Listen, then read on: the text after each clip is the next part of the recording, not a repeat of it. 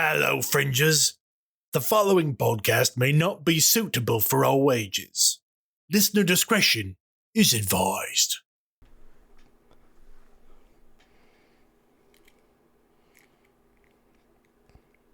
And we're live. Hi, everybody. We're back.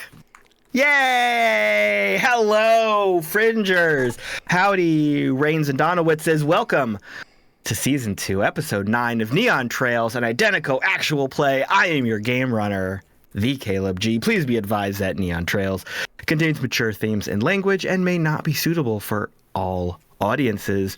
Listener discretion is advised. Thank you for being patient as we took an unexpected break. I am back from being on death's door of illness. The crew is back from Emerald City Comic Con. We are excited to be back here together in this virtual recording space. Now, of course, we are not excited about other things like the rise of fascism and technocracy in this country. We're not excited about things like cults of greed and hatred being led by failed television personalities and unelected billionaires that elected officials are allowing themselves to worship instead of acting like the public servants they are. But we're here to enjoy each other's company and create something instead of doom scrolling. So let's say hello to our crew who don't speak Italian. First up, Nazi ain't got no humanity. It's Mallo playing Sam. Good evening, everyone. Next up, you know fighting in a basement offers a lot of difficulties. Number one being, you're fighting in a basement. It's wild. Playing B. Yeah, but there's so much room to bounce bodies off the walls. So much room for activities. So many rooms for activities. Especially if it's unfinished. Just make sure you don't use bleach on blood. It doesn't work. It doesn't help. Bye. And we ain't in the prisoner taking business. It's Pete playing dog. Howdy. I once ate a fish hook on a dare. There you go. I feel like that. I wish I could zoom my camera right now. I feel like that involves some. It's called manual zoom. What? I've never heard this story and I need to talk. Maybe that'll be for another stream. Next up, she'll give you a little something you can't take off. It's Lauren playing Drall. I don't think I've recovered yet. Do we have to go back to the fish hook? Do we need to return to the fish hook? It was just, we can simply appreciate what was and appreciate what's to come as well. Love this. I'm glad to be here with you guys, my friends. And he came here to see if you want to go pro. It's Ethan playing Mox. You took the quote I was going to use and you used it for Lauren, so I only have three other quotes. That is a great movie, by the way. If you haven't watched Inglourious Bastards, the opening 10 minutes is one of the greatest opening scenes in cinema, and heartbreaking. Christoph Waltz, you are a god. Mm-hmm. And now for some housekeeping. Identico is live every other Tuesday on twitch.tv/Identico with episodes of Neon Trails at 6 p.m. Pacific, 9 p.m. Eastern. If you want to catch up on previous shows, episode archives, and other content is available over at youtube.com/Identico. Please subscribe, like, and leave us some comments. Also follow us on the socials. Look for us at Identico or Humanoid Games on whatever social media platform you are using. While you're online, visit playidentico.com, where you can read the basic core rules for free, find modules like The Dark and the Divine, pick up book stickers, and other merch to support the show. If you're live with us on Twitch right now, hi, hello, welcome. We miss you. We love you. Thank you for being here. If you have some channel points, maybe spend them on some rerolls. You may or may not remember, but we're going to kick off with some combat in just a minute here.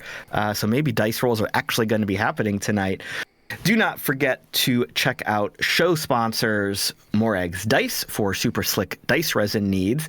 And check out our new sponsor, Norse Foundry, for all your tabletop game accessories, including their Tray of Holding, which is being Vanna Whited right now for you. that is super fun, and this brand new dice tray that just happens to be Identico colors. It is part of their Neon Punk Kickstarter coming April 8th. Norse Foundry is going cyberpunk with their latest dice creations. This has been one we've been talking with them for a while now, and we can't wait to get our hands on some of the sets inspired by The Fringe, The Verse, Night City, or wherever you're running the net and fighting against corrupt capitalists and oligarchs. Check them out, norsefoundry.com. Mallo, anything else tonight? Earlier today, if you were in our Discord, you may have heard about it a little bit early, but we launched our latest merch t-shirt line. It's also a hoodie called Reading is Fundamental, because there's nothing more metal than being well read.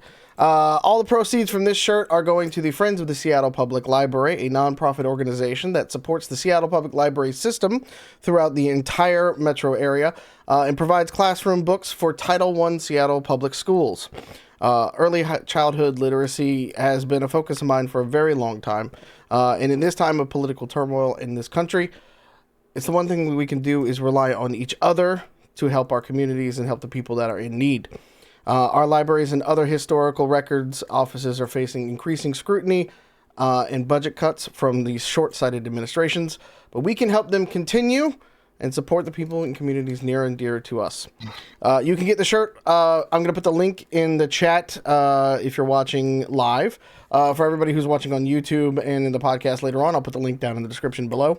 It is print on demand from our friends at Bonfire.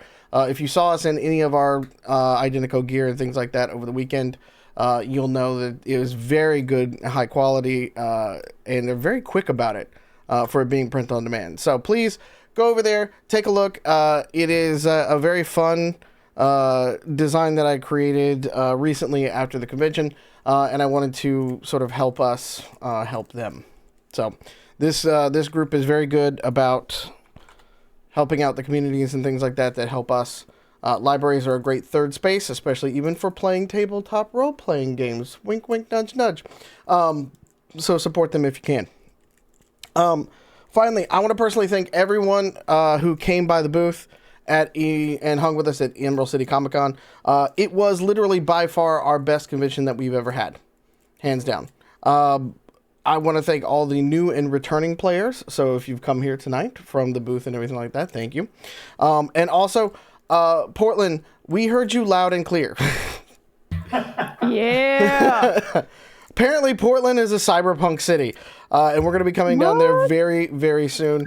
We've been working with a couple of the amazing third spaces down that way to get some games going. We'll be announcing that here in the near future, so look for the crew that will be driving down to Portland and hanging out with you all there. But also, we will be at Rose City Comic Con coming up. I know it's a little early to say that because it's not until September, but for those people who came by and basically were like, why didn't you come to Oregon? Well, now we will be. So we will see you at Rose City Comic Con here in September. So much good stuff happening and so much good stuff to look forward to. I think it's fair to say, with all of that taken care of, let's start the show. Look alive, Fringers. It's 2099 and we are live and loud in the underground. From the streets to the scar. Keep your chip hidden, your gun loaded, and never trade your soul for souls. Turn it up and let them know Big Brother is watching. Time to put on a show.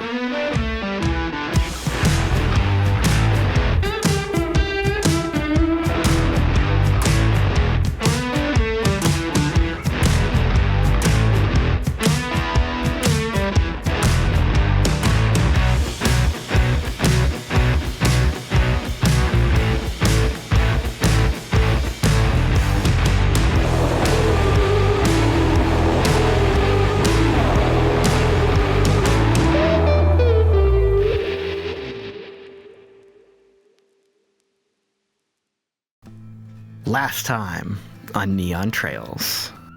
The crew arrived in the Pheonixplex Fringe and negotiated with some street urchins to watch the Winnebago. They explored the Fringe, finding various levels of society built from discarded and scavenged corporate waste discussing the various impacts of corporations and metroplexes on the average person.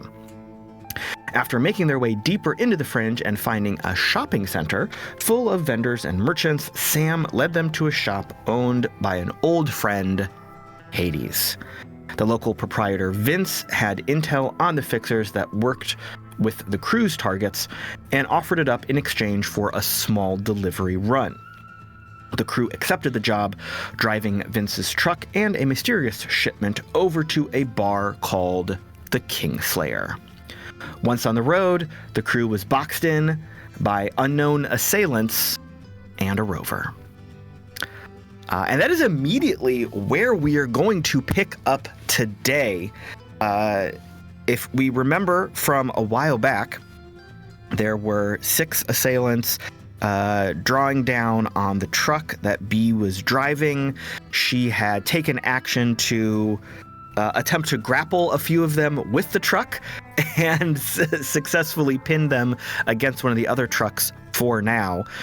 As everyone was gearing up for a fight, Mox and Dog, who had been escorting the box truck on rent-a-scooters, I believe they were... Pear. I think it was pear, wasn't it? Weren't they croissants? Or was it... They were croissants. It was a bread pun. It was something bread related. Yeah, I think it was. You're right. It was something bread related. Mox noticed that one of the trucks that swerved in and blocked their path behind them was lurching on its wheels a little bit as a large, squat, heavily armed rover was exiting. So we're going to kick off with the initiative that we rolled, believe it or not, about a month ago with Mox. What would you like to do? Okay, I know we're doing Theater of the Mind like we always do. Can you let me know, like, the general, like, range of people around me? Yeah, absolutely. So we are right now, imagine a typical, like, 4-lane city street, like 2 lanes going one way, 2 lanes going the other way. You were at kind of an intersection, like a 4-way intersection ahead of you. 2 very large trucks came up in front of you and pinned you in at the intersection. One big one came up behind you, swerved across the lanes, and that's the one the rover's coming out of. You are all contained within a space that is a little bit bigger than the roughly U-Haul sized truck you're driving right now. You've got space to operate. You've got all the lanes of traffic around you. There are shops and stores on either side of you where the general public are. Seeing this scuffle kick off, a lot of people are scampering out of the way, being somewhat used to this level of violence in the fringe. When they see trouble coming, they beat feet the other way. So it's not like there's people standing on the sidewalk watching this happen, but it's not like it's completely abandoned either way. So I would say you're all within like one general close area of space. And how far is the ROV specifically from us at this moment? It is coming out of that truck behind you, so less than 30 feet. Okay, so the first thing I would like to do is I'm going to move closer to the ROV, but my intent isn't at this moment to get in melee with the ROV, but rather to see if, as it's coming out of the back, if I can see the person who is controlling it, like if they're in that truck. Well, I feel like that needs a perception check.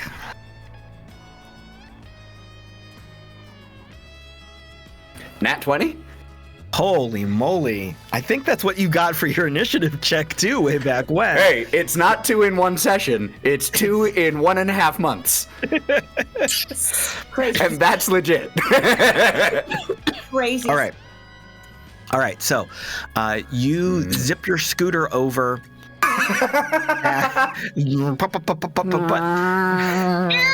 Drift to a stop. Very stylish.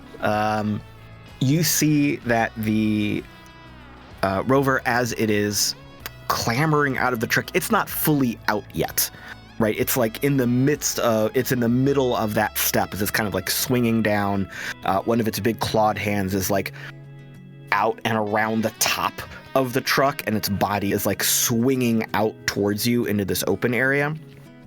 You can easily see into the entire back end of this truck. You do not see an operator or a person there.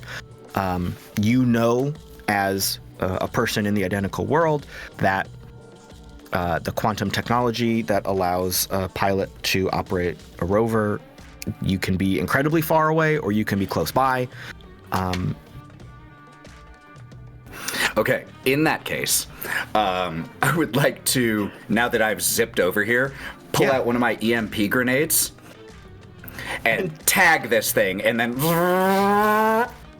Sure, absolutely. So give me an attack roll to throw it where you want it to go. So would this be an explosives roll? Yes, absolutely. You're throwing an explosive device. To all things balance! That one! All right. So, I'll give you an option here. Okay, I'll give you an option. You can. Wait, I have a reroll. Oh, you do I have a reroll. Okay, go for it. I think I've used it once in this entire campaign. Okay. Which means I haven't been given any like the whole campaign. Well, to be fair, we've rolled very little so far. It's very true, very true. So in that case, there's a 13. Okay. So you rear back to throw this grenade. It fumbles in your hand for a second. Yep. And then it bounces between your hands for a minute, and you like smack it where it's supposed to go. The grenade flies over across, and since the rover is in the middle of that transition from one space to another, it can't really react fast enough. Narratively, can I say, as I was zipping away on the croissant scooter, I grab Argos and zip him out of range of the EMP blast? Absolutely. Oh, hey, we're going for a ride. Can I stick my head out the window? Stop moving! It's all windows. It's all windows. I love it. It's all windows. So give me an EMP damage roll.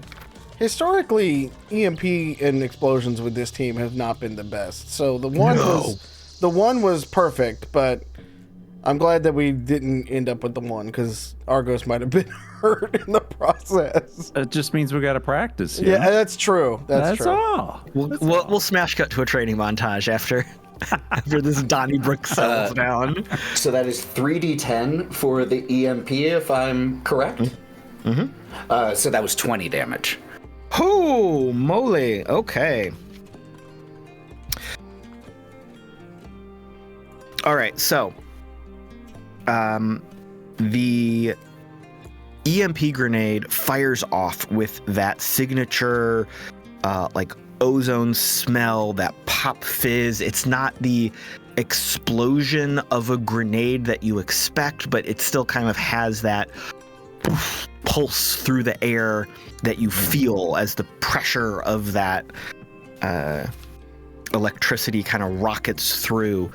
Everyone who has some cyber tech feels a little bit of goose pimples as it kind of ripples over you. My watcher shorts out for a second as I'm driving the scooter. Shake! The scooter stumbles and sputters for a minute, it hiccups and almost tips over, but then it kicks back over and you keep going. You see that some of the buildings that are around you, their lights just blow out. You hear a couple shouts from various buildings all around you. You can't specifically locate who's saying it, but people expressing rage and frustration over something failing that should not have. And that is going to make it Sam's turn. Question for Mallo, though. as Sam's turn starts, I forget. Does Sam have like a watcher or a cyber eye or something connected to a comm link, or just her glow? For most of it is the glow. Okay. No real, like, she's got a tech head and things like that because she has to have that. Right. But Sam is sitting in the passenger seat across from B, as B is doing her best to like deal with all of this stuff, and she just turns to her very calmly and she just goes, "I am so sorry, dear. This is probably the worst time for it, but Are you dead? Are you dead? Can somebody check and see if Sam's dead? Drall, Sam's dead. What's happening? What is it? Mox? What do we do? Check Sam's pulse, please. Immediately gets to the floor and puts both hands on either side of the neck. she's breathing just fine." Yeah, she's fine. Yeah, she's fine. And then check the back door. So we don't lose the back half of the windy bagel, please. Oh my god. Okay. Fine. And goes back and fixes it.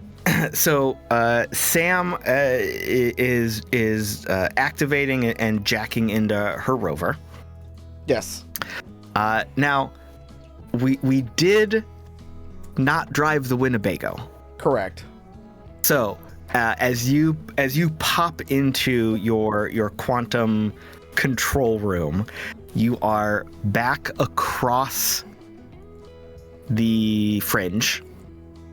You see that you are packed inside the back of the Winnebago. Outside, the urchins have started playing little games around the Winnebago. Seems like some of them are playing poker or blackjack.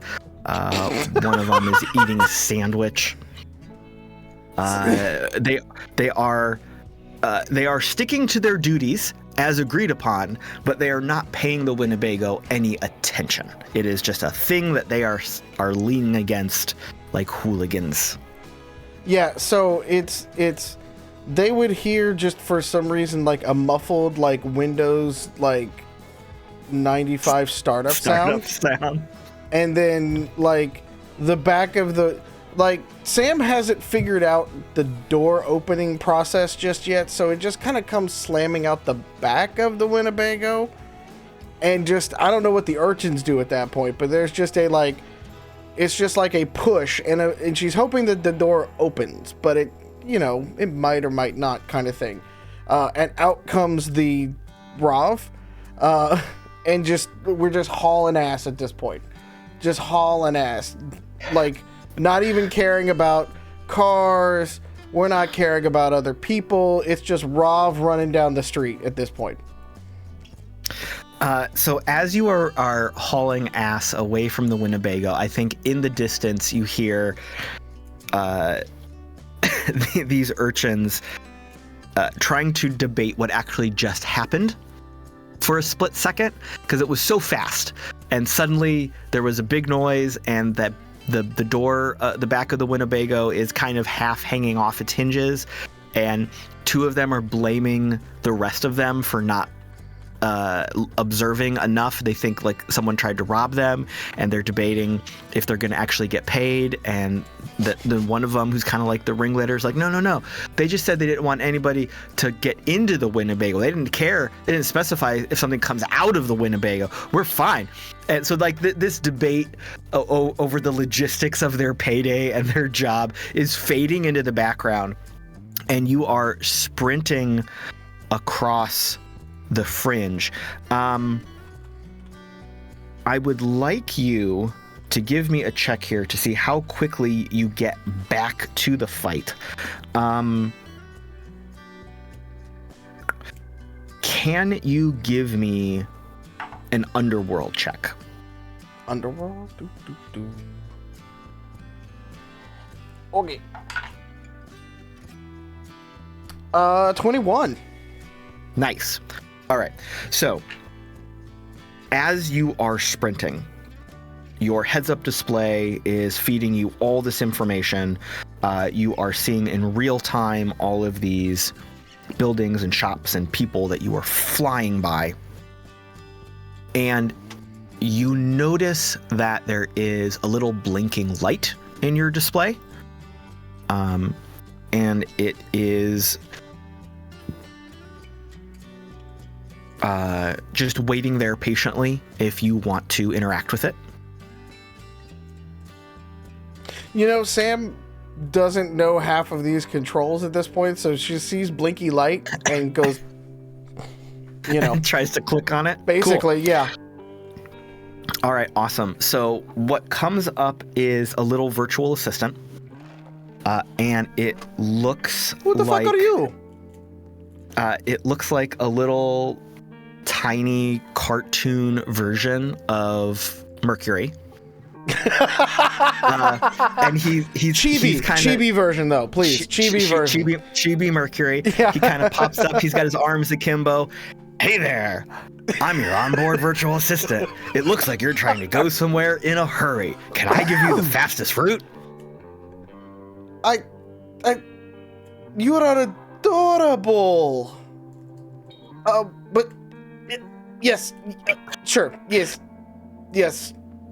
I want to pet you. Well, I'm not real, so good luck. Go this way. And the heads-up display shifts into like a 3D topographical map, and you've got this little red line you can follow as you are sprinting. You are catapulting over cars, clambering up buildings, just basically making an as the crow flies kind of line, ripping through the fringe to get where you're going. Yeah, if she could Spider-Man this shit, she would at this point. Like, well, a couple times, the line does take you up a building. You kind of leap off one, jump to a fire escape on another. A lot of these buildings, remember, are made from like derelict helicopters and airplanes and cars and shipping containers. So a lot of this stuff has like external bits and pieces for you to bounce off of. Oh God, do I destroy somebody's house on the way at this point? There's definitely some collateral damage. Let's just say that. All right, so you are hauling ass to get where you're gonna go. It is back to the action though. It is the Rov's turn. So it is kind of stuck in this exiting pose, being damaged by the EMP. Mox, you're still kind of the closest. Dog, you also see this because you're outside the truck right now. It's sparking and sputtering a little bit, but it is still functional. It is going to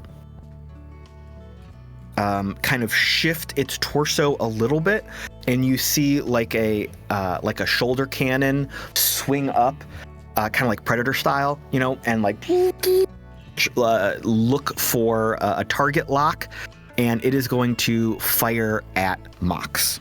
So if you would like to give me an opposed check here to dodge.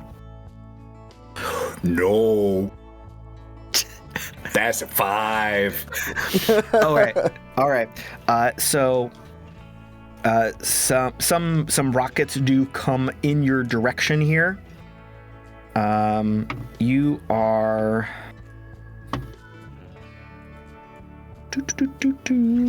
rolling location 5. So you are going to take 6 damage to your 5 location, which is your left arm. Still have armor there, luckily.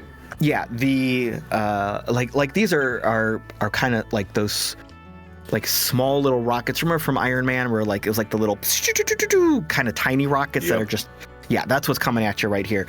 And because the Rov is still kind of lurching its way out of the truck, its targeting isn't great right now, but yeah, it came at you a little bit. B, you are inside the truck. Sam has just passed out. You've got 3 of these enemies, whoever they are, they never identified themselves, more or less pinned in front of you, but they are struggling to free themselves and take action. What would you like to do?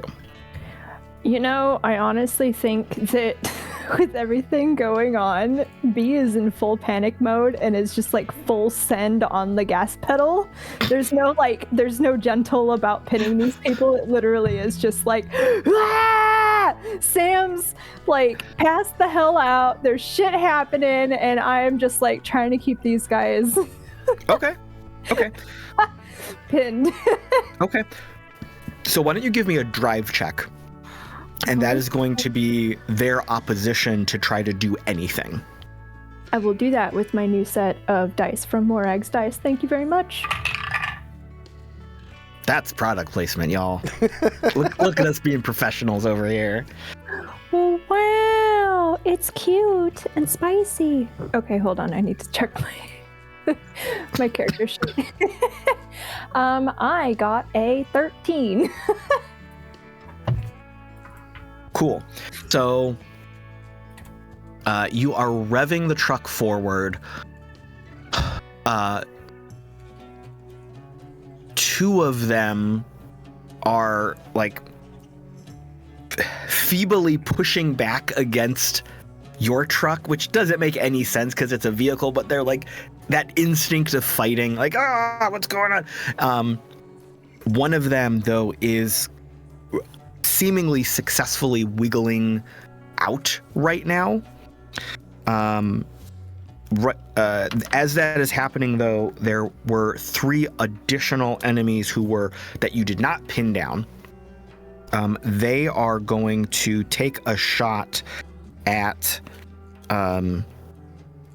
Dog, who is... What is Dog doing? Zipping around on his scooter? He's a viable target, is what I'm saying, but what specifically is Dog doing? Last time, I think Mox and I were kind of surrounded by people, and I was yelling at them in Russian that I have no idea what's going on. So That's right. I'm All right, still hoping. Well, you've made yourself a target. This is what I'm saying, though, comrade. All right. Shit. All right, so they are firing in your general direction. If you'd like to jackasses! I'm the one who attacked you. a dodge check, please. Can I try to pull some of their attacks by taunting? Haunting. I am the only one who's taken an aggressive action. You know what? Slam. You can try anything in this game. Yeah, of course. Why don't you give me, I don't know, an intimidation check, a performance check, a persuasion check, depends on how you want to play it. I'm terrible at all of these, despite... This makes it more exciting. Yep, 4. 4. So I feel like Mox, who has just like taken a shot from these little rockets and it has his cyber dog like under his arm as he's spinning on this scooter, is like, Oi, pricks! And just flips him off with one hand. Trying to save everyone all at one time. Right. So yeah, these guys are still firing at Dog. Okay. What was that dodge check? What would it? Okay, what am I gonna add to this? Just is it Dex? Agility? Yeah, your agility. It'll be your agility. My second worst stat. Unless you have -2. any talents that would improve your dodge checks. Let's see. Lock picking, stealth, maybe I sneak away. Could engineer the situation. No. Engineer the bullets as they are flying towards you. Yeah. Survival. I would like to survive right now. No, I don't think I do. No. All right. Okay. Here we go. That is. Do you want me to do this 3 times or just the once? No, just once. Okay, so 5 minus 2 is 3. Oh, cool. Great. Yeah, so these shots are all coming towards you. That is going to be That's a number 9. That's your left leg for 10 damage. Oh! Dog's gonna yell out hate crime. Ow! So they're firing like small arms, some sort of submachine gun. Maybe it's hard to tell in the moment. Some bullets rip into your flesh there. Yeah, it's hard to tell the exact texture and print on the bullet in this moment, but it feels bad. It feels like a bullet. Drall, it is your turn. You are in the truck as we described before. So I only have grenades and a plasma pistol. So it's gonna go one of two ways here. Both are entertaining options. I love it. Throw all of them. Chuck them all out the window. Yeah, all of them. Love them.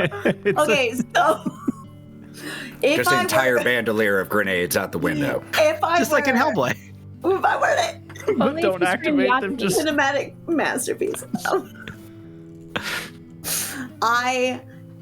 If I were to lob, it's always lob. You have to lob it. 2 grenades. Would I have 2 separate targets in this space, or just one big one? So you're very much in kind of a confined space. Yeah. So I feel like you're still in the car. You're still in the driver portion of the truck. I feel like you can chuck them straight out the window. You could lean out the window a little bit and try to like throw them. They're both going to go in the same direction. So you can and then there's going to be a real big boom in that radius.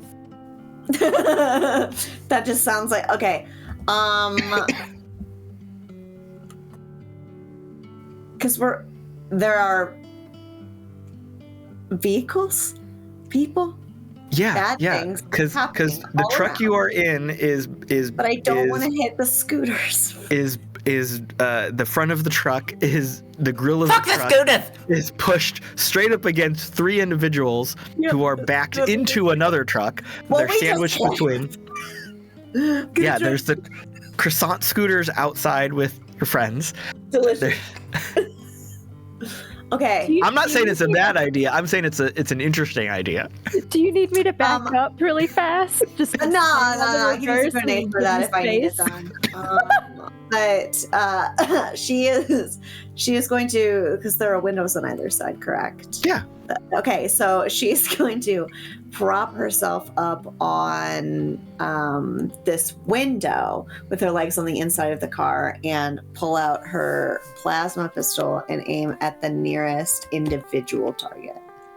Awesome. Yeah. So give me an attack roll.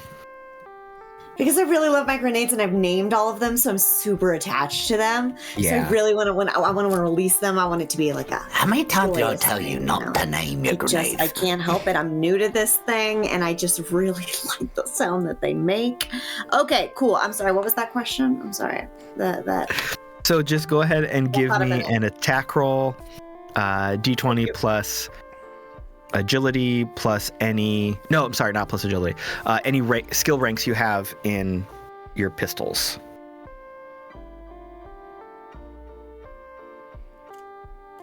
$17.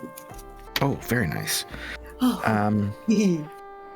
So, luckily for Drall, the closest individuals are the ones that are pinned in the truck Oreo sandwich right now. Annoying. Yeah, so you basically got a clean shot. Give me some damage. Let's go. I have on record that I have 5d8 for my plastic pistol. Is that correct? It's been a minute. That sounds right to me. I'm trying to get to that page real fast. Yeah. Yep.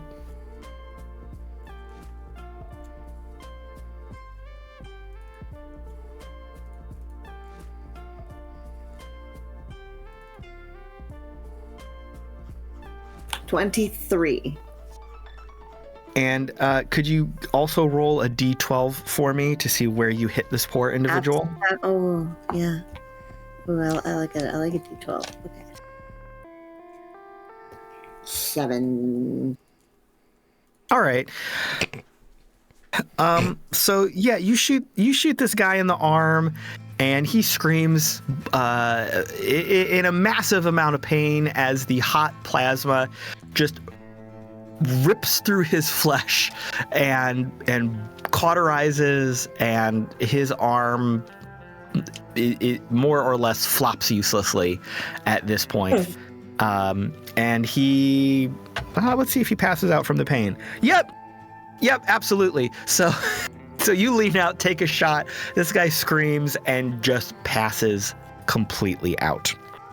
Drall is going to cough from the disgusting smell and the way it feels in her throat. Yeah, that's not a great time. Yay, gun! Yay! All right. So now the soldiers, not the soldiers, the guys that were pinned in front of this truck, one of them is passed out. Another one is still struggling against the truck. The one on the other side, though, the far side, was kind of trying to wiggle his way out. He got his arm free. He is going to futilely try to shoot at B through the windshield. So cool. I am gonna have you make a dodge check at a bonus because you are behind this glass. So yeah, just give me a dodge check, please. Okay.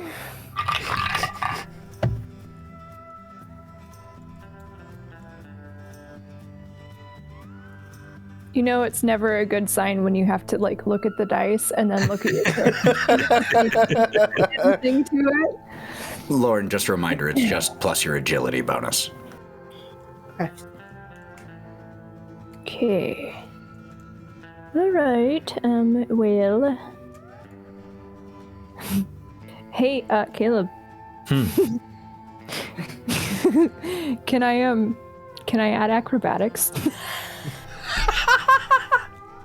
Why don't you tell me what you got first, Wild? or driving? No, I got an 11. That's fine. You're fine. You're fine. Because you are also inside the truck, which is offering you protection, and this guy is not a crack shot right now because he's being crushed by the truck that you are driving. So the shot does connect with like the windshield. One of them ricochets off the windshield. You see a little bit of a crack and a spider web pattern in the windshield. Another shot hits the frame and pings off, but nothing gets through to you. And it is going to be Dog's turn. Okay, Caleb. A lot is aggressive. I'm sorry. That's fine. That's fine. I liked it. A lot's happened here. Can you paint me a picture of what's going on with Dog now, aside from a hole? Absolutely. Absolutely. So, aside from my hole. Aside from my hole. What's going on in a 10-foot radius around me? I was just going to move on from that point. A 10-foot radius around my hole. Describe my hole for the audience, please. Which one? All of them. Dealer's choice. All right. So, hole for Dog. That's a whole nother podcast. That is. Sorry. See After Dark. I'm in. Let's go. So Dog had been riding on the scooter, kind of playing escort. I think you and Mox had been not necessarily like flanking it, one on one side of the truck, one side the other. You might have been behind it a little bit. Yeah, because we were holding hands. Of course, it was a very idyllic scene. It was gorgeous. If only it had been in Paris. So all of this has happened very rapidly and quickly. At this point, you've got a large truck behind you that a rover is climbing out of. Big, squat, kind of gorilla-ish almost, wrestling its way out of the back of that truck. Ahead of you, there's two larger box trucks that have mostly blocked the way. the truck that B and everyone was driving has rammed 3 of these enemies into one of those trucks that is blocking your way. There are another 3 of these enemies who are out of their truck, standing in like aggressive firing stances, and they are the ones who just shot at you. Mox had been beside you previously, but tossed a grenade and then zipped up towards the front of the truck B was driving to get out of the blast range of that EMP. So Dog right now is kind of in a little bit of an open space. There's no one immediately next to him. There is threat, though, in front of him from the enemies fired at him, and behind him with the rover. Okay. And they're, what, how many feet in front of me are the enemies that are shooting? Would you say? Less than 30. Okay. And I'm in between 2 trucks? Is that... Yeah, so if the 2 trucks are in front of you, B's truck is pointed at them like a T. Yeah. Another truck is far behind you that the rover's getting out of. You've got clear open space on either side of you between all of these threats.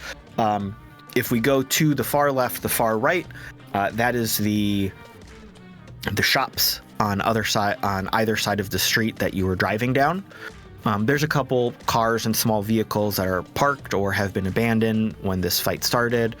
There's no other people immediately in the vicinity. Yeah, there's a little restaurant, little shop, small things on either side of the street. Okay. Sorry, dog's starting to freak out. Argos is just letting you know there's danger. Argos. That's enough. That's enough. Good boy. That's enough. That's enough. Okay, so I think what I'll do is duck to the side of a truck to just get away from the most amount of gunfire. Sure. As possible. Are these guys just like regular armored, or do they got like cybernetic? They decked out? What is? From a quick view of them as you are running for cover, you just see. You don't see any cyber tech obvious, like nothing fancy and chrome.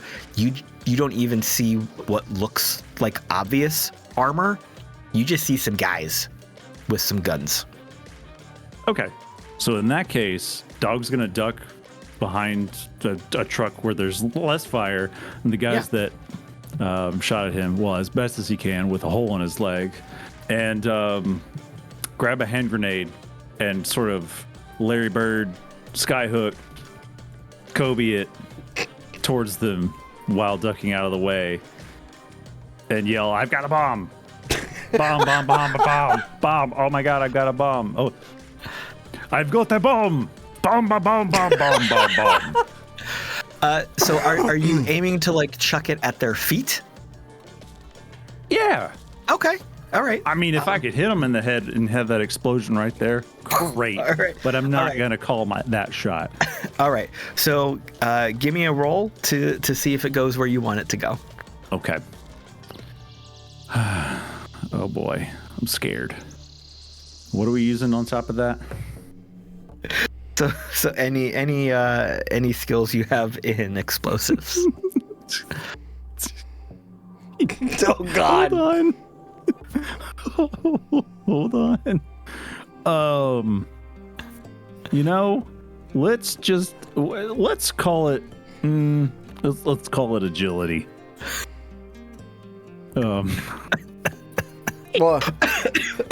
yeah, if you don't have any skill in it, it's just a straight D20. Yeah. Okay, so not agility. There's no agility bonus on this one anymore. Ooh, yeah, that's a loose word of the word bonus. Yeah, penalty. Yeah, 16 then. Thank you. Oh. Benevolent okay. Game Maker. Well, that is excellent. As you are dodging out of the way, trying to find some cover, scrambling to like the other side of the truck to put some space in between you and these assailants, you chuck this grenade out. It sails through the air, lands at their feet. There is that split second we see in any kind of action movie where like they recognize what has just happened and they try to move as quickly as they can, and then the explosion goes off. So why don't you roll me that grenade damage? Fantastic. As it's going off, Dog is going to cackle, but try to keep the Russian accent. So, ha ha ha ha ha. That's cocked. Okay. That would be 17 damage. Cool. So the grenade goes off. Your ears are ringing from the explosion. The blast wave washes over you. Little bit of dust, a lot of dust and debris in the air, but you see that the 3 assailants have all scattered from where they were previously. One of them kind of leapt forward, trying to get away from it. The other 2 kind of leapt back, trying to get away from it. But all of them, not like they ragdolled and cartwheeled out of the way, but the grenade went off and like poof, blasted into all of them. They are stunned and damaged on the ground right now. All of you felt that impact of the grenade going off. The truck rocked a little bit as this happened. We are going to go back to the top of the order with Mox. Okay. Well, things still aren't going great, and Dog has a new hole. How close is the individual or thing, like opponent, the closest opponent to Dog? Like, how far away is an enemy from Dog? Is there one right up in his face? There is no enemy in his immediate space. You saw him like quickly scrambling to a little bit closer to you, like huddling kind of in the wheel well of the truck that B was driving. So there is a large truck of space between him and the 3 people who shot at him, who've now just been exploded by a grenade and are scattered on the ground. There are still the 3 people at the front of the truck who are relatively close to Dog, but not paying attention to him because one of them just got shot and the other 2 all 3 of them are still pinned in this truck's Oreo sandwich. The Rav is still a looming threat, the one that just shot at you, but it is still not fully disengaged from the truck it was climbing out of. It's not like it is charging towards you or Dog or anybody else. It can clearly take a shot at you, but it's not there to attack. Got it.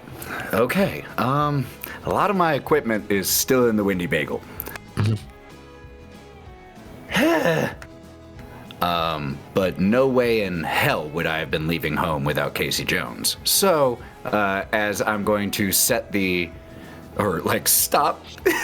croissant scooter, pull Casey Jones, my rifle, off of my shoulder, and use the handlebar of the scooter to stabilize, to put the front of it on and just aim. And I'm going to see if I noticed which one shot Dog, and I'm going to try to murder him.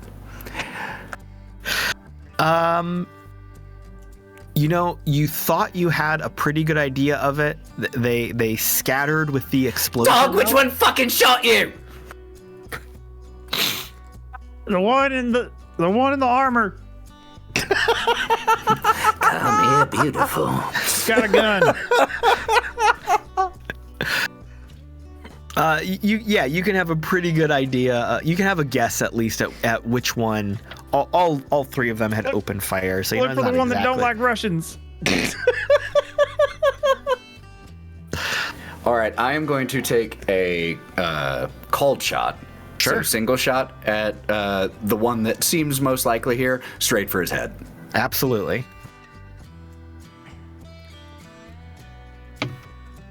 That will be 23.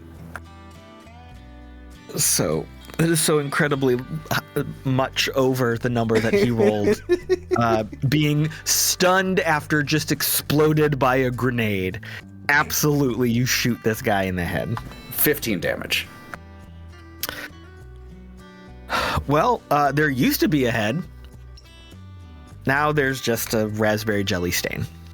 As that happens with the moment of the head just getting detonated there, I am going to make a very loud show of clearing the spent shot from the chamber. Which one of you fuckers wants it next? Or can we fucking talk? Sam, you are vaulting over like an air conditioning unit on the top of an apartment building. You are running through like a clothesline that has some sheets on it, and you're smacking them out of the way. And you get to the edge of a roof.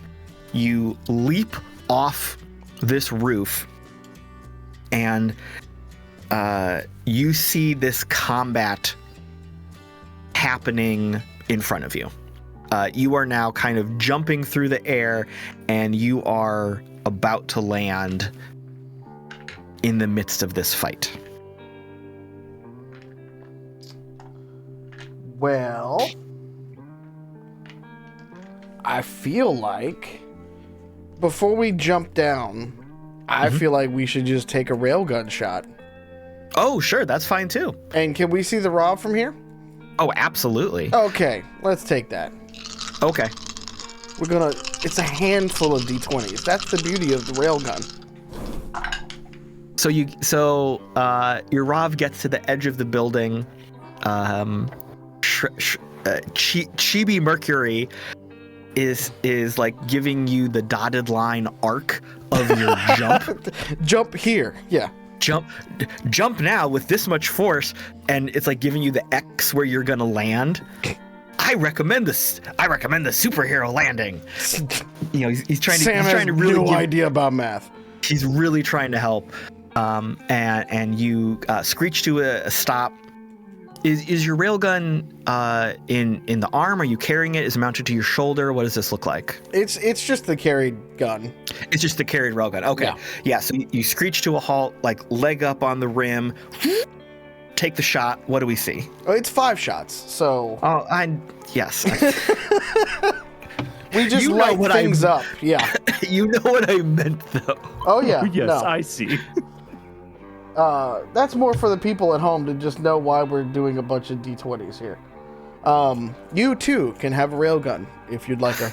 In the game. In the game. I'm not a legal expert on railguns in the real world. So we have an 18, a 16, an 8, a 7, and a 1. So it jams on the last one. Sadly. All right. Hence why we will need to jump down. All right. So 4 of those connect. Oh, jeez. Well. So here's what we're gonna do. That's gonna be location. Each one of these are 3d12. Oh my god. So yeah, we go hard. I'm just saying, we go hard.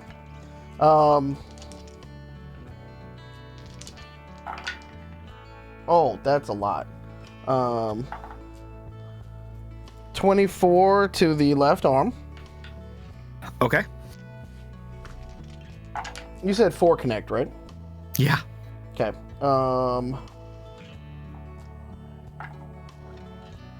Oof. 20 to the head. Oh god. Okay.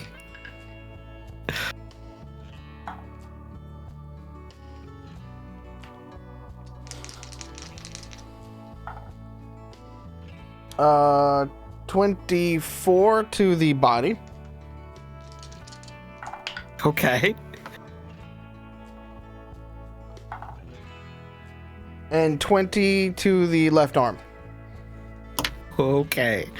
The sounds of math. I'm coming, babies!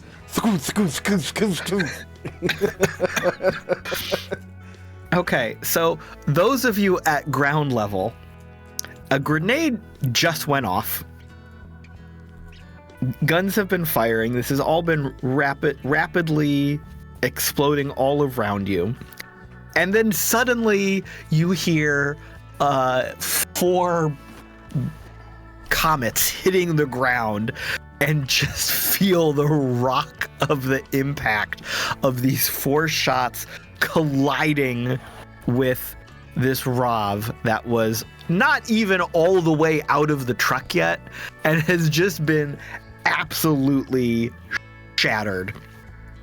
The body is hanging limply from the truck bed. One of the arms was still like wrapped up around to the top of the roof, and it's just like hanging limp. The marionette strings just got cut. It is it's in bad shape. It is sparking. Some part of it is on fire. Some of the running lights around it are just like all exclamation points of alert messages and warning signs. It is like spluttering and sparking and barely moving. When the gun jams, you just kind of hear out of the one little speaker, "Oh, son of a bitch!" And then like she kind of like whips that on the back, but then pulls out the scythe, and then just jumps down into the fray because now we can just block for people. We can body block for people if we need to. And as soon as that comprehension of what just happened sinks in, there is another impact and explosion, and a huge column of dust erupts into the air. Blacktop and cement particles spray all around as Sam's Rav, in all her glory, just slams into the ground like a comet and stands up, wielding a deadly 8.5 foot scythe. Like metallic cybernetic scythe. Like, let's be real about that. It's anime as fuck up in this bitch. That's a Gundam. Yeah, basically. That is. Basically, Yeah. Hey, blame it on the viewers. They helped vote for the Gundam that we built. Like, Yeah. this is just what's Thanks, happening weebs. now. Yeah. I'm here for it. I say as a weep. Well, what was the one with the scythe from Gundam Wing? It was great. That's what I'm seeing right now. Scyther. Yeah, it was just Scyther. All right, perfect. So, See, I wouldn't that know if that happens. was a Pokemon or a Gundam or, yeah. It was both. It's both. Roll a die. I'm just Big Daddy accepting Blade. it. That's his. I believe it was the Gundam Death Scythe. Actually. There it is. Thank you. You're In our world, it's just BFB, big fucking blade. I love it. All right, so the dust clears. The Rav is trying to function and failing. Like, it tries to move, its servos fail, it falls. All of the soldiers are just shock and awed, can't move at this point. The 2 of them that were pinned in the truck are like trying to get away, but they're also incredibly scared. The 3 that just got exploded are trying to get up. Like, one of them isn't moving at all. Well, there's one that's dead. One of them is like not moving, and the other one is like kind of up on an elbow, shaking their head, trying to figure out what's happening. All of you looking at this can tell that the fight is over. What would you like to do?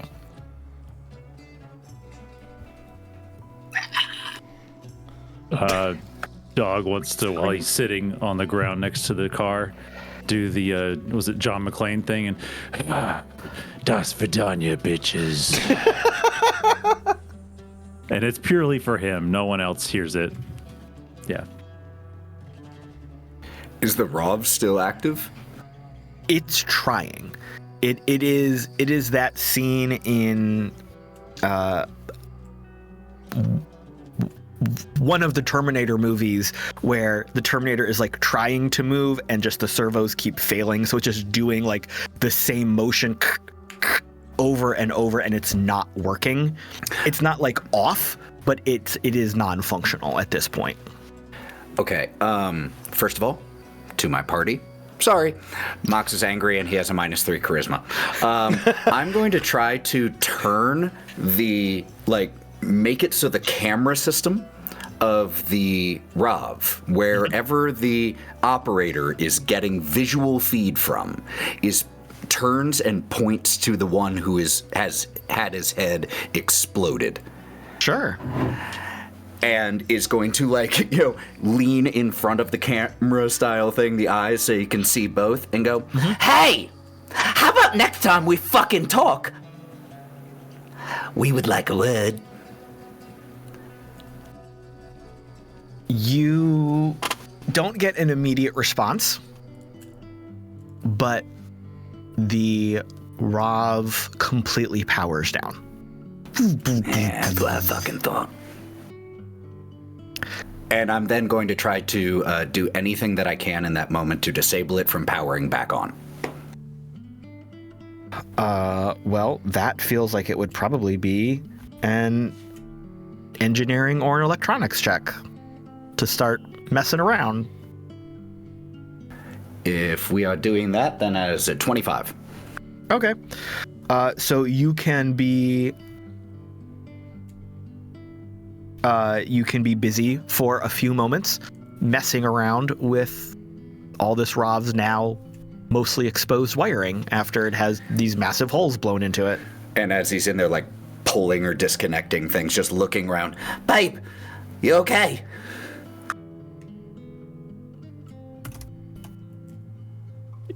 Yeah, I got a hole, but I'm good. Yeah, Everyone, check in. Fuck.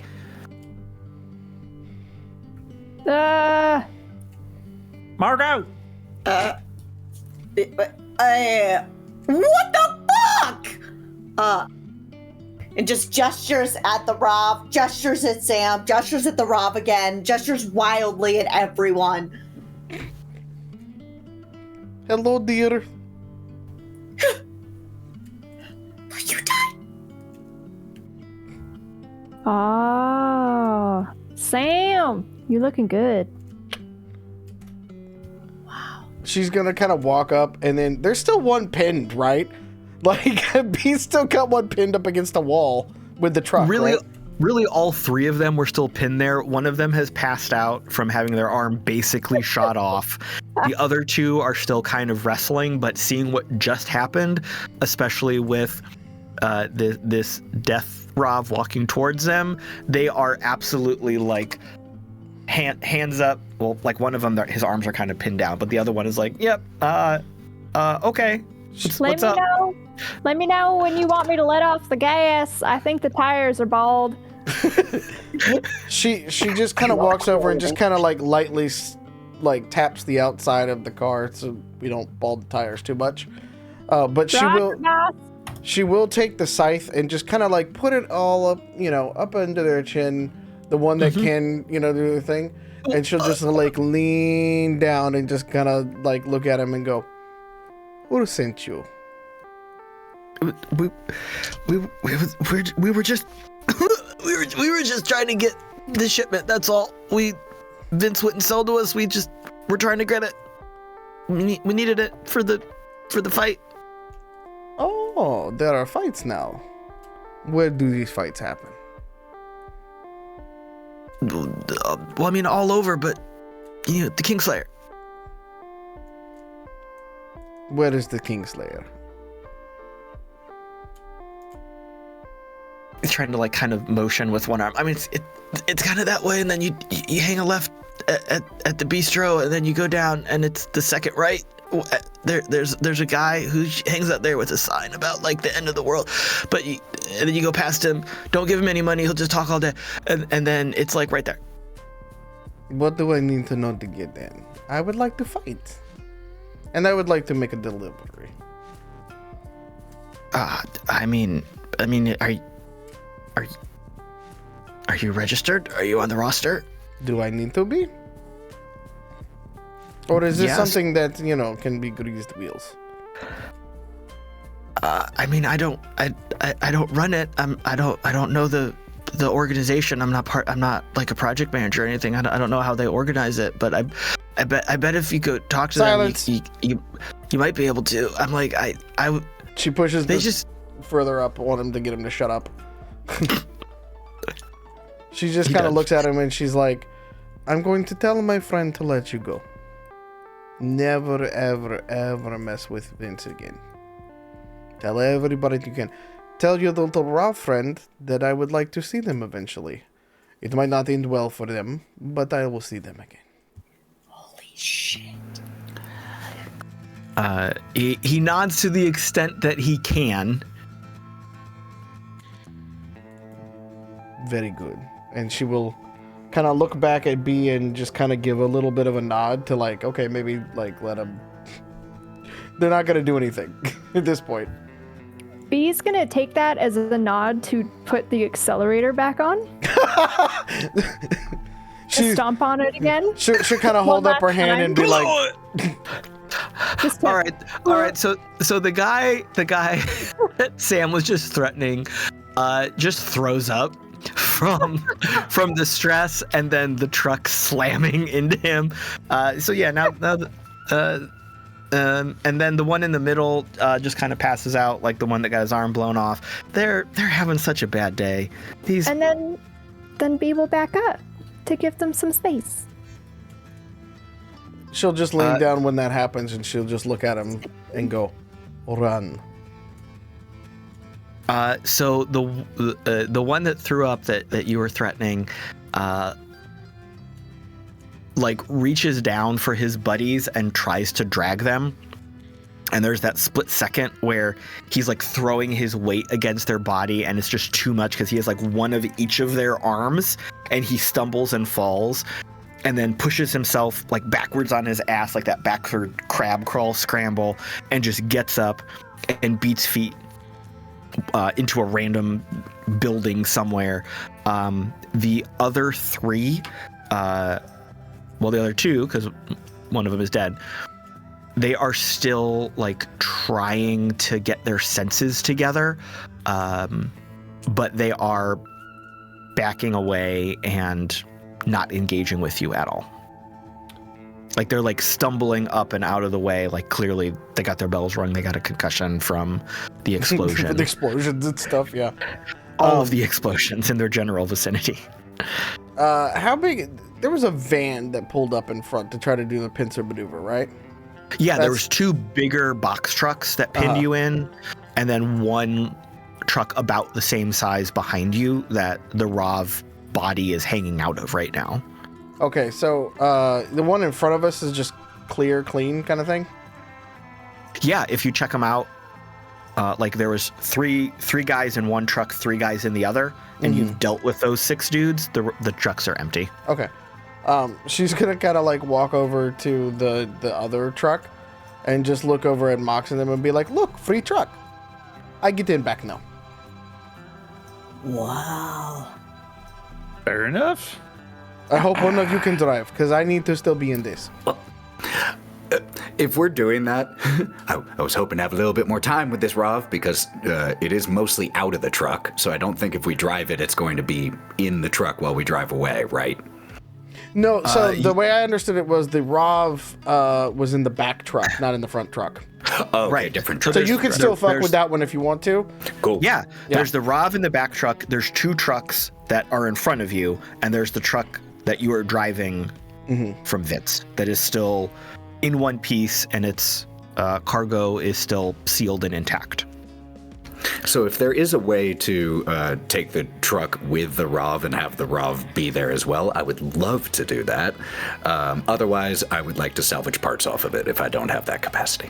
Yeah, if you have Sam like help you push it back in, because you can't do it on your own. Somebody, I'm old and frail. She just starts pushing it back into the truck, pussy. Not that you, I'm at the sorry, other. not every single one of us is a giant metal person. No, I wasn't talking to you. I was talking to the goddamn Rav I just all right, beat my up. bad. I didn't know. You It were wasn't fine. clear. You were fine. But yeah, you can push it back in, close the door, and yeah, you can just drive that truck with you if you want. Sweet, because we're gonna need to like All not right. walk a Roth through the rest of the city that just went, juggernauting through the city. Probably not smart to do that. Very, very faintly in the background as all of this is happening, you hear a little bit of a like alarm siren and a police siren getting a smidge louder. Oh, Oh. Time to go. Dog's gonna try to act casual as he can and yell out, be like, "Wow, that was scary! They're coming for them guys! Woo. Well, I guess I'm gonna leave. It's so scary." All right, so Dead stares from Drall. Mox is driving the truck with the dead Rav in it. Mm-hmm. Good roll. B, Drall, and Sam's unconscious body are still in Vince's truck, Yep. and we are leaving the scene. Flee the scene of the crime. Fleeing the scene of the crime. Absolutely, with haste. Hold on. Oh. I have a question. Oh, shit. So I know, like, outside of game, we're now in a city. Mhm. Like, how much of this did CCTV catch? So Oh. B would not know that because I know, B, I'm asking for me.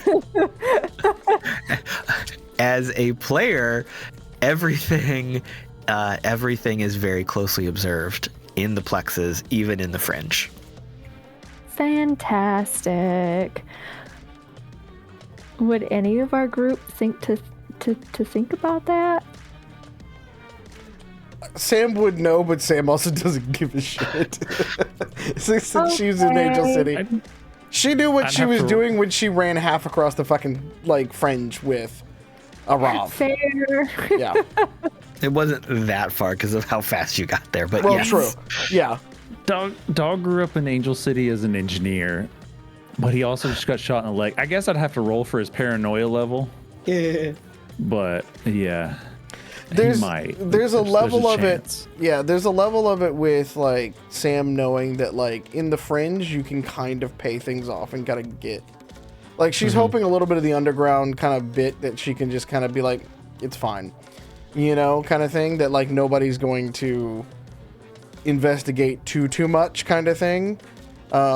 Because we did just get attacked. Like it's very obvious that we got attacked kind of thing. So, the Rav might need a paint job. We'll see. The destination ahead of you, the Kingslayer, is not a fancy, ostentatious building, but it does stand out from the rest of the buildings that you have been looking at and driving past and walking past in the fringe. It is kind of a long, low, maybe 3-story warehouse type building. There is a big neon sign in like a very rich blue and gold that says Kingslayer across the front. There are not like spotlights from the top of the building, but there are a lot of like smaller lights along the roof line, shining up into the sky. It's drawing attention to itself, but it's not like a big building in the heart of the Metroplex would be, but it's kind of got those vibes. There is a large front door covered by an awning. You can see a line of people there waiting to get in. You can see around either side there are like parking lots for a variety of vehicles, and there is a sign that directs you to the back of the building for loading docks, deliveries, drop-offs, that kind of thing. what would you like to do?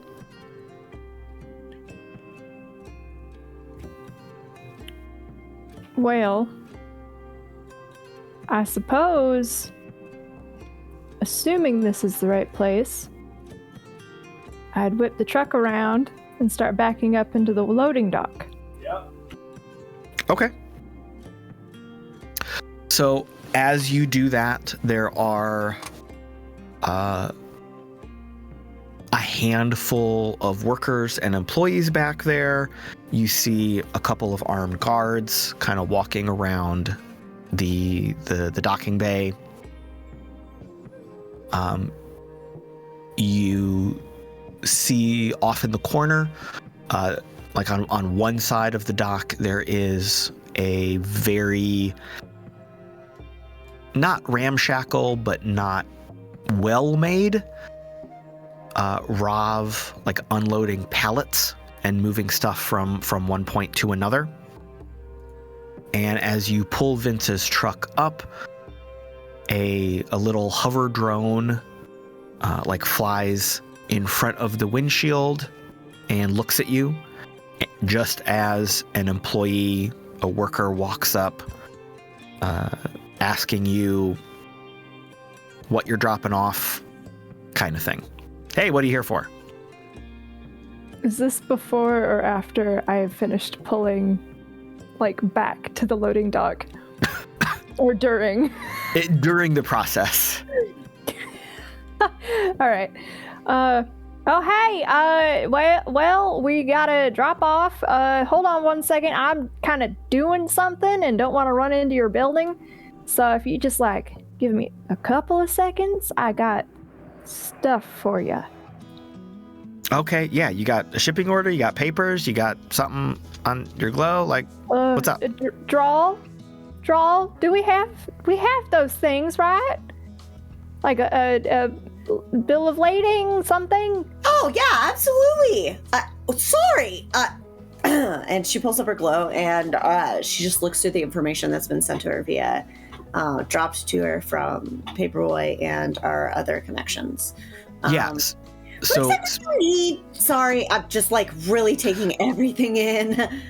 So specifically for this, Vince, the guy from the gun shop, would have given you like an order packet on your glow that would have something like a QR code that the receiving people can just scan.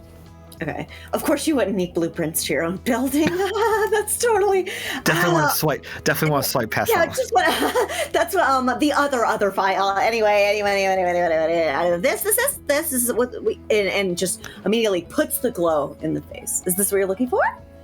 The worker looks at it, nods up at the drone. The drone like zips over, boop, scans it. The worker looks down at their glow. All right, yeah. Keep backing it up. Hey, come over here and get this stuff. And they yell over at the RAV that's doing some stuff. They put the pallet down, trundles over, and waits for you to finish backing in and then open the back of the truck.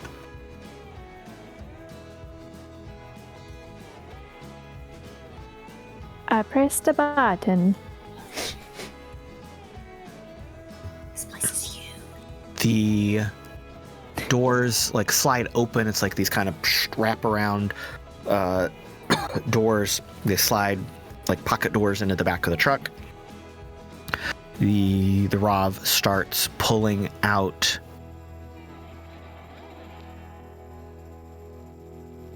boxes that are like really, really big, kind of person-sized, kind of coffin-sized, but they're like really just long rectangular boxes.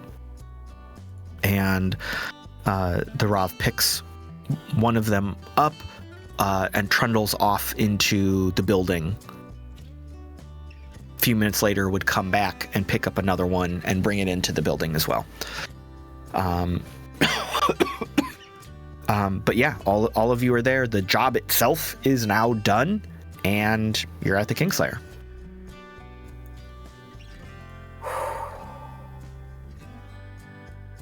I'd still like a fucking word with whoever sent those sons of bitches. I don't think. Sorry, Drall. No, you're totally good. You say anything you want. I'm just like really overwhelmed. She's trying to keep it cool. She turns her back to everybody else and just kind of, yeah. This is enormous. Yeah, what were you saying? I'm so sorry. Bee's gonna reach up and tap Drall on the shoulder like, it's good. It's good. Where? We're here. Do we just go in? How do we get in? Do we all need to use the restroom? I feel like some of us have viscera on us. Shall we go get a drink? I mean, that doesn't sound bad, I'm not gonna lie. And I mean, the viscera, it's mostly mine. Where do they park the other truck? That's a great question for the people who drove that truck. Max? There are some parking lots. Okay, parking. Is there a, So are we staying here? Because if so, I do need to park it. Or do we need transportation still to go elsewhere? So the Kingslayer is where Vince told you the fixers would be. No, I'm just asking the group. Yeah. Are we staying? Yes? This is like the one time. Yeah. All right. Yeah. Then I'm going to, yeah, I mean, I'll find a parking lot for it. And I think because this is not my truck, I don't care. Mox is going to ask Argos, who now has active camouflage, to hang around here and watch it. And is also going to find someone nearby who was graffitiing or doing anything. Hey, can I borrow that spray paint really quick? And is Why? going to, What?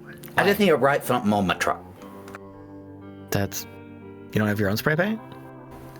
No, I'm sorry, young one. I did not come with my own spray paint. Now, can I borrow it? How much are you gonna use? Oh, for fuck's sake, enough to write 4 words, and not even stylistically. Do you want to write? Could you just write on this truck right here? Touch my Rov and die. Very short, simple message. That's fine. Touch Rov and die. There.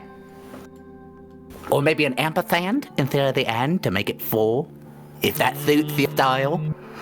10 souls a word. 10. Jesus Christ, the economy these days. I'm going to transfer him 45 souls. That's 5 souls for the ampersand. Okay. Not getting full price on me for a fucking thimble. I took you for a ride, boss. How we get. Good was the writing. I gotta know. Yeah, did he What at was the least quality? make it like a cool tag? Like drips. No, this was just Damn it! Times New Roman kind of font. I'm just Super boring. Damn. For 10 cents. Please stop. I really did get taken for a ride. Wow. He spelled it right. They spelled it right. Small miracles. And after that, then I'll rejoin the group. You know how expensive graffiti is these days. Spray paint, the market must be insane. I mean, it was Times New Roman. He added flourishes on the bottom of all the letters. He didn't have to do that. It reads well. It's a flows. dedication to the art. I do respect that. It's better than Helvetica. Better than Papyrus. Jesus Papyrus. Comic Oh, yeah. Sans. Swear to God, you tag my truck with Comic Sans, I'm coming for you. Kids going places he can count and he can tag. All right, so Artist. the parking lot is relatively full. There's a variety of vehicles. Some of them pretty nice, some of them pretty rundown. But there is a pretty big crowd outside the front of the Kingslayer. It's very much the line in front of a nightclub kind of vibe. There are a handful of aerial helicopter drones buzzing up and down the line, looking at people, scanning them, keeping eyes on the situation to make sure no one's getting out of line or acting up or trying to cut. No cutting in this line. There are 3 or 4 guards, 3 or 4 doormen, I should say, letting people in, talking to people as you get up to the front. It's not like a line wrapping around the building, but the building itself is pretty big, so it's not a short line that you're going to get through quickly. Are you, as a group, just going to wait for your turn to get up to the door? Are you going to try something different? What are we doing here? We don't want to draw attention to ourselves in any unnecessary way. Yeah, I mean, it's just a line, right? Yeah. I mean, so you could just stand in it, right? Stack natural. Natural line standing posture. Engaged. All right. So it takes like an hour to get through the line. About 45 minutes through the line, Sam finally walks up and's like, hey. Oh. How's it going? Yeah, we probably should wait for Sam. Save you a spot. We thought you might need to be. I don't know. In hindsight, that was probably a little rude. Sorry about that. We were a little wrapped up in the moment. Did you walk here? No, I was in the truck. You left my body passed out in the truck. You were quiet. I meant, did you walk here from the truck, obviously? Well, Yeah. yes. I have to be honest. That was the coolest shit I've ever seen. And then you just come in. It was, and she just kind of beams in fangirl-esque demeanor. It was just Paperboy's wonderful. got It competition. was just wonderful. That's Duh. all. Hey, hold on. Hey, dog. How you feeling? Oh shit, dog. You need like a med check? Oh my god. I mean, it's scabbing over now. It's a hole. That's healing, right? Oh my god. Can you put stuff in it? I mean, dog proceeds to kind of put his finger in a little bit. Yeah, that hurts. Don't do. Oh well, It's- if it hurts, don't do it. But looks if stabbed. Sam's got her med kit with her. Well, I mean, it's a hole. What y'all think it'd do? And we'll get you at least a coag pack. So it looks, yeah. it'll numb it a bit, and you won't be looking like you got shot up. You won't look like 50 Cent. You got that thick blood. There we go. That's the stuff right there. jelly blood, we love it. Yeah, get some Healthy. alcohol in there. Yep. You want me to cauterize it? Why did he sound so excited when you said that? Like, it wasn't just an offer. You want me to cauterize it? You want me to cauterize it? Like, what? There was like something sexual in there, I feel like. No, no, absolutely not. I was just As wondering in, if you needed help to. Anyway, it's just a fire's a new thing for me, and it's just seeing what it does to stuff, really. We're a little testy standing around here. The door's right there. Come on. So one of the doormen, hey, you guys done? Yes, we are done. Cool. Oh, the party's just getting started. We're here. Cool. So why are you in my line? We'd like to get in. We did a delivery earlier. We need a drink. It's been a day. We've been traveling. You on the list? I mean, aren't people who do deliveries automatically on the list? No. Well, that's what we were told. Someone's lying. They're wrong. Man, don't make us come all this way and then not even get to get a drink. People talk about this place all the fucking time. This is the first time we've gotten to delivery here. Hey, we fought off people to make sure that this delivery got here on time and intact. Yeah, look at that guy. And I do believe that because we made sure and went an extra mile, we should be able to come in, have a drink, use your restrooms, look around, and enjoy the locale. Despite the minor communication or problematic corporate policies. And really, Dog's gonna. he had an idea. What's your name, son? You talking to me? Yeah, I'm looking at you. Yeah. Doesn't matter what my name is. You're in my line. All right. If you're not, listen, doesn't matter. I just I'm not sorry. I assume that's what your name is. Now we cut a deal to bring in merchandise free of charge, so that we could get a drink. Did you cut a deal with the person who owns this establishment? No. Yeah. Why you ask me a question if you let me answer? Because if that was the case, you'd be on my list. You're not on my list. That's not. Whatever job you did, that's the job you did. If you're not on the list, if Where you're not do on the the list, people who are fighting show up? I was told that you would know.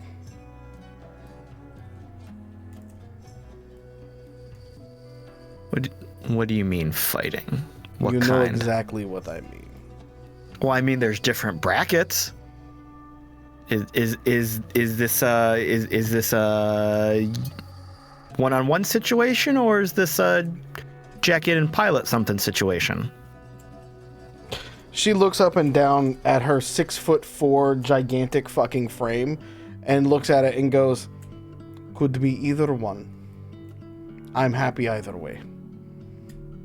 I was told to come here because there was possibilities, and I could put on a show. And these are my friends that helped me get here, and that one over there is my agent," and she points to Drall. So, she gets 10%. So you're trying to be like a walk-in wild card? You're not on the ticket? You didn't register ahead of time for weigh-in? Not for weigh-in, no. Ah, okay. We learned about this particular part for doing the job. Did the job.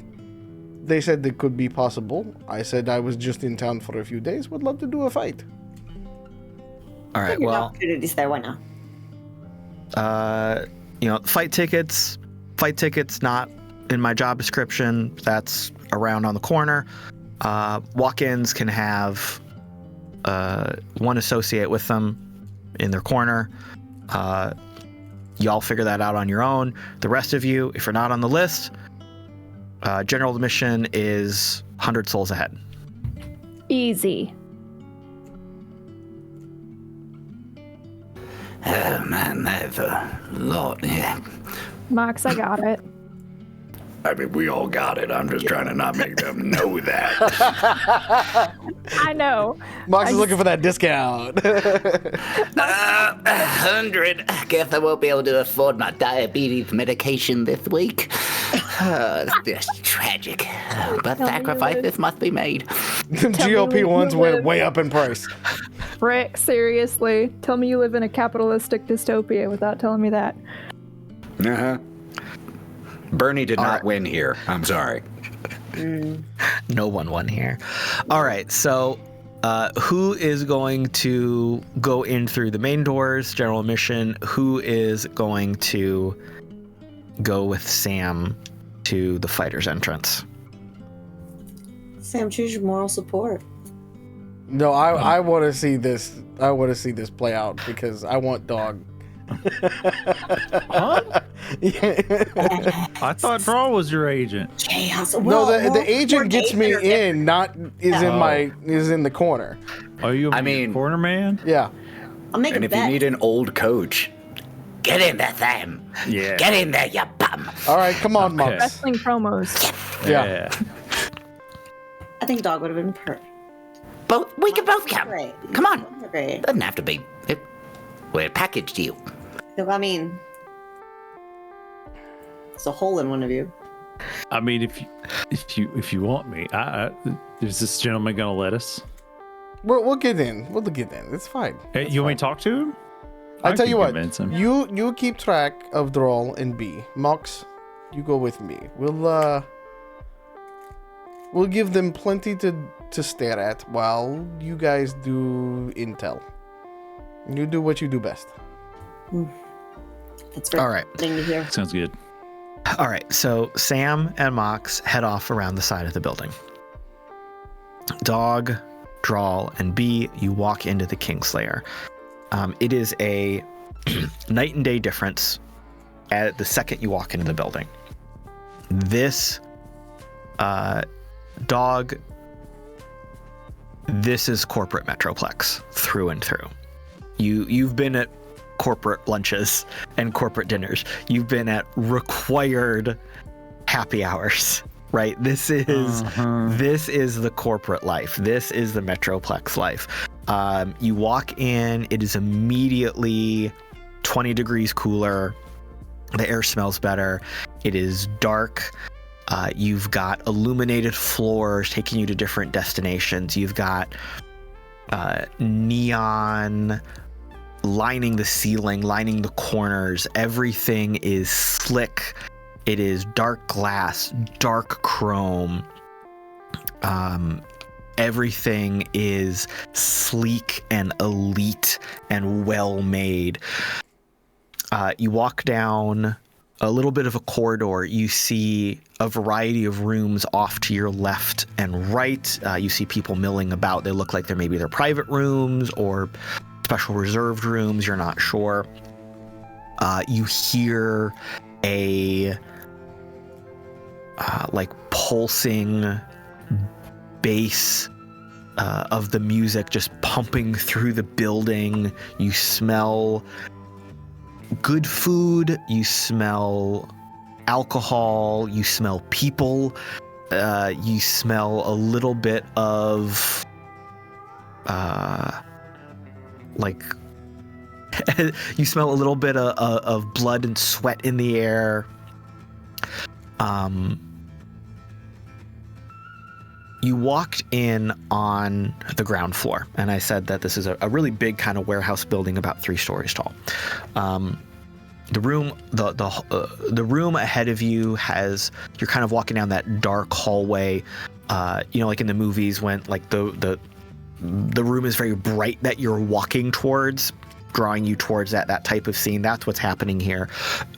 You walk into this main room. There are ramps on either side of you, and you see people like milling around as there's seating and viewing. People are walking all over the place. This is kind of feels like a social hour, kind of like the pre-show kind of vibe. There are servers milling through the crowd. There are some are actual people carrying a variety of trays of food and drinks, offering all kinds of substances to partake of, whatever your pleasure may be. There are people offering individual one-on-one private services in a variety of rooms, of a wide menu of options to purchase. There are hover drones and helicopter drones floating around carrying food and various items to purchase as well. You see serving stations and bars lining the walls. There are little spots of bright light within the darkness of the club. Some of these spots have dancers and performers doing all kinds of things. You can fill in those blanks as you wish, audience. Some of them are singers, some of them are dancers, a variety of other performers. There's also a juggler and someone doing close-up magic. I just want to put that out there. That's still alive and well in this day and age. That's very important. Important to me as a person. This is a massive crowd of people. All of them are dressed to the nines. The 3 of you walking in are feeling very self-conscious and out of place. Drall and B, as you process what you're seeing here, this is like a huge jump in what you're used to. Like seeing this many people, this fancy, this level of opulence and excess and just like pointlessness from living in solace and the waste. This is a shock to both of you. I don't like it here. Massive amount of seating, amounts of people. This is like 3 layers up of viewing and seating, spotted throughout with food and drink and all manner of distractions and services and entertainment. You then see that the main venue actually descends into the ground. So everything you're looking at, the 3 stories up, all of this is like a balcony almost.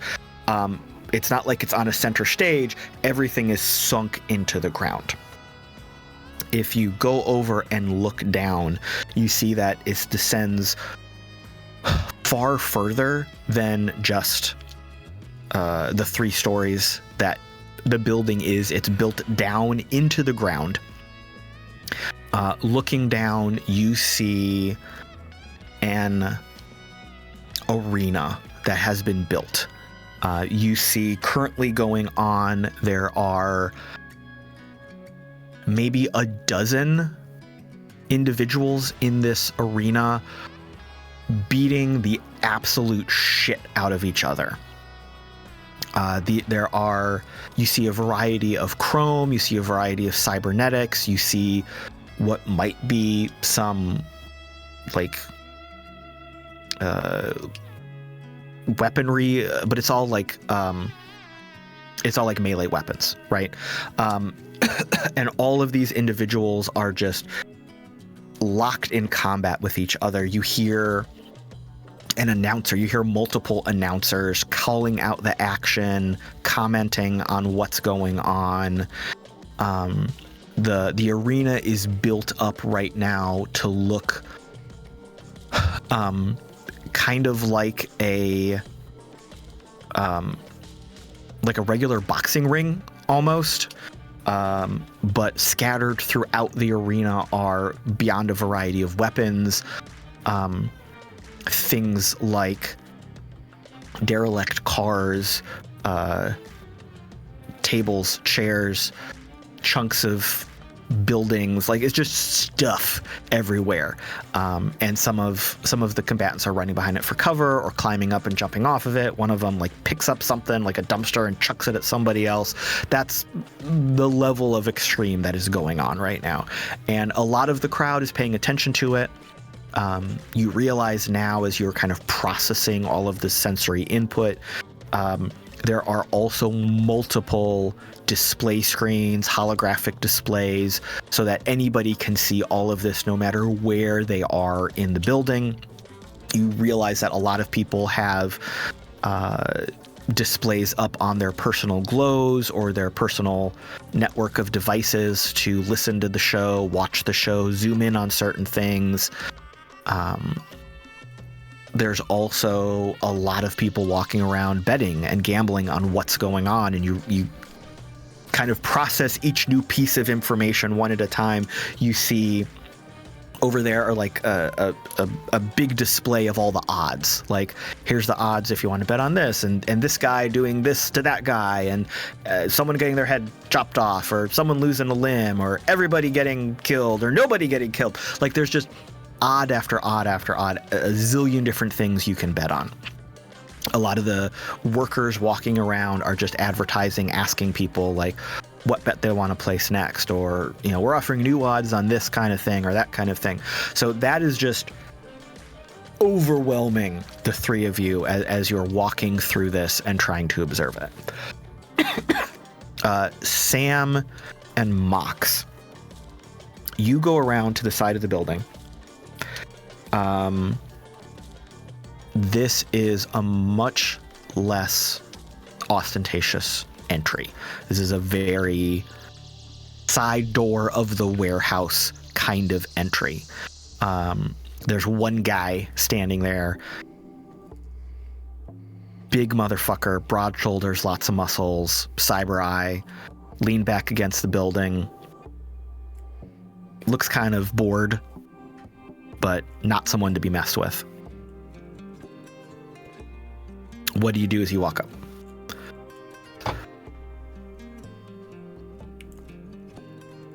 New champion has arrived. Oh. Wait, what? I was told this is a place I could learn to fight. Learn?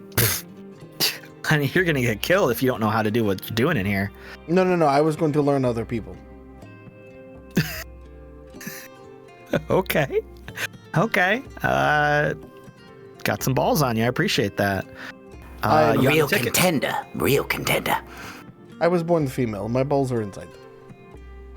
Still a contender. You on the ticket? And he pulls up his glow looking for like a display. No, Vince told me that we could learn to fight here. Vince. We did a delivery for him earlier. We're passing through. He said it was a good place to earn a couple of extra souls. Get a workout. Oh yeah, Vince. Yeah, he was sending over some of those units for the brawlers. Okay. Mm-hmm. Is he trying to set you up like wild card? Yes. In a way, yes. Okay. Well, let me see what's on the ticket tonight. Wild card, you're missing an opportunity if you don't put her in the main event. It gives you kind of a look. That's not something you can just walk into, old man. Have you never been to this kind of thing before? Like, do you not understand? You know, maybe not one quite like this, but you know. Just an idea, but you run your establishment how you will. I'll keep to myself. Yeah, probably a good idea. Okay, well, I mean, what's your poison? One-on-one combat? You drone pilot? You ROV pilot? What do you do? I typically do ROVs. But if you need me to do hand-to-hand, he looks up and down. Wouldn't be too bad. What you got available? Well, there's a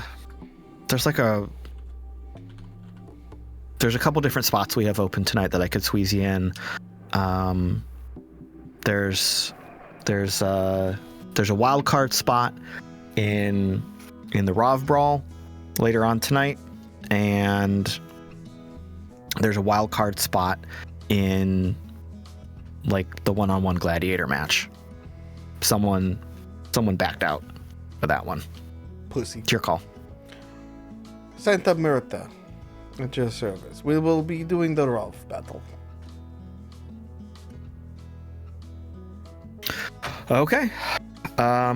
He clicks a couple things on his glow and like sends you a release form and a disclaimer and a sign-up sheet, basically saying, you know, you're walking in of your own free accord and you're not going to hold the establishment liable for getting killed, blah blah blah, that kind of thing. Tell me now, what is allowed in this fight?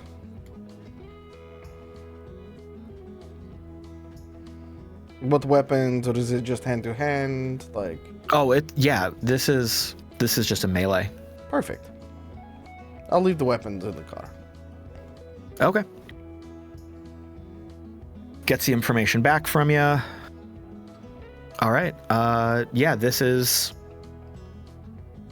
the door. Get your shit and walk on in. You're on the list. Okay. So is there like a green room or anything like that we can go to, or just? Yeah. So once you have clicked off on all the forms and submitted them, you're allowed into the building, and your glow is giving you some information. Gives you directions to a fighter green room where all of the combatants for the night have access to food and drink. There are some different rooms where the different groups of fighters are assigned like kind of waiting rooms almost. Since you are in the ROV combat, there is a separate area with like little bays for each of the ROVs to be reviewed and kind of scanned, I guess, by the people running the establishment. give them each a rundown and a check over to make sure there's nothing grossly illegal or dangerous. And then all the pilots are milling about. So Sam will find a corner and look at Mox and just go, make sure nobody touches me, please. And she will, remote into the ROV and start to just... There's a combat shotgun on one of the arms, so she'll just unload that in there because it can't really just take it off. But she'll leave the rest of the weapons sitting next to the broken ROV that Mox has taken offline, essentially. And sort of roll up the car, the back of the truck, put it back down, lock it back up. And just like gingerly walk through the back door with her ROV. And kind of give one of these things to the doorman as she walks the ROV through. And into one of the bays. Just, kind of following what everybody else is doing at this point, so. Yeah, so imagine like a big long hallway, and there's these little bays every so often. Like horse paddocks. Like horse paddocks, absolutely. Yep. That's exactly what it is. And there are maybe 2-3 dozen ROVs right now. And there's bays for many more than that, but that's how many there are in there right now. And there are pilots walking around. Some of them are like jacked in currently. So you see each bay has a little seating area, like a not a comfortable recliner, like an old beaten up reclining kind of table, more like a tattoo table almost, not like a chair or anything. But like you can sit up on it and stretch your feet out like a lounger. And this is like, old beat up fake leather, plastic kind of stuff that's been taped and worn down over the years. And you see there's a variety of pilots like sitting there, jacked in. Some of them are clamoring all over their ROVs, fixing things, updating things. Some of them are like talking to their coach who's with them, talking over strategies. You see a couple of them like joking with each other, a couple of them threatening each other. There's a couple employees identified by like big kind of like suit jackets, like they're wearing suit jackets in that like the Kingslayer colors that you saw on the sign outside, and they've got some hover drones flying alongside behind them, like at their shoulders, like some little copter drones, and they're walking up to each ROV and scanning it and checking it in and talking to the other pilots. And this is just like, the pre-show stuff. So you're able to park your ROV, do whatever you need to do, chit chat with people. Sam does not chit chat. She's just gonna look at Mox and be like, "So how much money you think we're gonna make tonight?" I mean, are we trying to have you win, or are we trying to bet against you and have you lose? Oh no, baby, I do not lose. Not when I have a chance. All right. Well, I mean, I can't bet from down here, but hopefully upstairs they'll make it rain a little bit. Yeah. Who do you think is gonna bet the most? Dog, Bee, Drall? Well, I mean, Dog, if he's confident in you. Drall, I don't see as a big spender, but Bee, who knows? I could see her throwing down a few souls. Do you want me to send him a message? Tell him to bet a lot? How confident are you? It's all. I've never done it here in Pheonix and stuff like that, but I used to do it back in Angel City, and that was the big time fight. So we'll see. And what was your record? 20-2. Not bad. Yeah. Not bad. Okay, all right. I'm gonna send like a message to Dog, Like, babe, we could have a great vacation. Don't lose everything. Dog will send a text back and said, "I'm already on it." So as that message zips up to the rest of our party, what have the three of you been doing up here so far? This is a lot. Whoa. So Dog's gonna probably notice that they're a little overwhelmed and just kind of call a huddle real quick and tell them, I know this is a lot. I've been here before, not here, but other places like this before. This culture, you get me. Just contain yourselves, remain calm, and follow me. Just stay with me, and we'll be all right. You can go have some fun. Don't get too crazy. But first off, we're gonna go make sure that we place a bet on Sam, because I think we all know Sam's probably gonna win. You see what she? Yeah. Yeah. Drinks.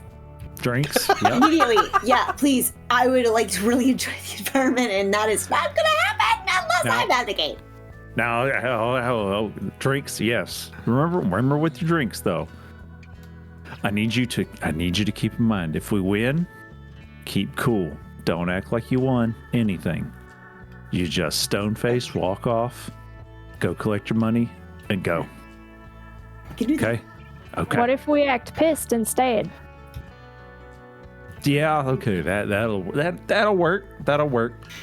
Just the last thing you want to do is, you know how there's like the lottery, and somebody's like, oh yeah, I won, do, and people come up to them and try to steal their ticket and stuff. It's kind of the same thing. Scum. Okay. Yeah. So as that conversation is wrapping up and plans are being made, the fight that you saw as you walked in is wrapping up, and the big announcer comes over the loudspeaker, and that wraps up our battle royale, with the winner clocking in at 3 delimbings and 2 decapitations as a personal record. Before we move on to the rest of our fights tonight, we want to take a moment to thank our sponsors for this evening. Give it up for the hosts and sponsors of our main event tonight, and the spotlights kind of spin around the room, illuminating the crowd, playing over them, and then all focus in and center in on like a private observation booth, like private seating, a private room up in one of the top corners. And the room illuminates from within, and you see two people standing there, kind of leaning against the rails. One of them is standing tall and proud and waving at the crowd. The other one is kind of slouched on the rail, arms crossed, leaning on it with their hip. Our sponsors for tonight, the people that made it all happen, you know them, you love them.